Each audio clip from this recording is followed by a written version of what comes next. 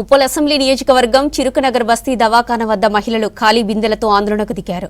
తాగునీటి సమస్యను పరిష్కరించాలని రోడ్డుపై బైఠాయించారు. తమకు గత 15 రోజుల నుంచి మంచినీళ్లు రావడం లేదని మండిపడ్డారు.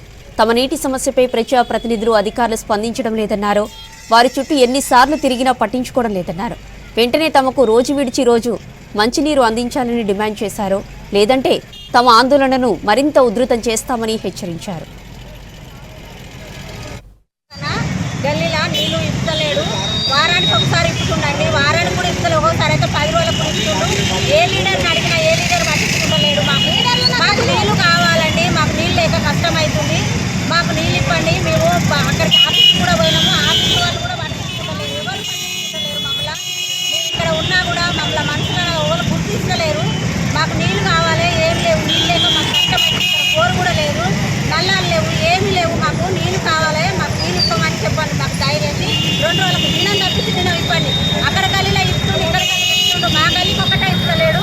చిరుకునగర్ మొత్తం ఇవ్వకుంటే మాకు కూడా ఇవ్వకుంటే మేము కూడా ఏం బాధపడకపోదు.